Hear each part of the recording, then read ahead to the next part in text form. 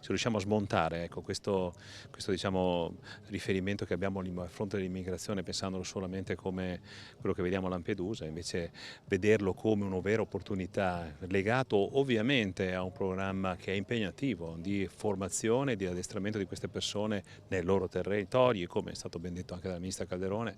Ecco, questa è una chiave fondamentale, cioè, siamo ancora sorpresi che non si riesca a capire il valore di tutto ciò. Qualcuno mi ha detto, ma in realtà quindi volete trasformare il tema del flusso immigratorio in realtà sempre a vostro beneficio. Ho usato questo argomento, dico guardate che il beneficio delle imprese è il beneficio del paese. Zero ideologia, molto senso pratico. È questo che gli imprenditori chiedono al governo e alle istituzioni comunitarie nel giorno in cui all'H Farm di Roncade si riunisce l'Assemblea Nazionale di Federmeccanica, una delle principali filiere del Made in Italy, guidata dal vicentino Federico Visentin. Considerazioni che fa proprie anche Confindustria Veneto Est, con Leopoldo Destro tra i primi, ancora in tempi non sospetti, a sollevare la questione. I dati parlano chiaro, le aziende non riescono a trovare manodopera né in quantità né in qualità, quindi in quantità addirittura vicino al 50% e passiamo addirittura al 70% in termini di qualità, quindi le discipline diciamo STEM più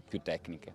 Quindi secondo me bisogna essere assolutamente concreti e portare avanti azioni concrete. Ci apriamo sicuramente anche a un utilizzo intelligente della normativa sui flussi migratori nel momento in cui abbiamo messo fuori quota e quindi fuori da quelli che sono le richieste di permessi tutti coloro i quali provengono da un percorso di formazione che viene fatto ovviamente con l'ausilio del governo italiano e nello specifico anche del Ministero del Lavoro nei paesi d'origine. Ma il tema migratorio non è certo l'unico punto all'ordine del giorno, con una legge di bilancio tutta da scrivere e ancora il fronte della transizione tecnologica. Da Carlo Bonomi un alert specifico. L'Europa dice si deve occupare di crescita e investimenti.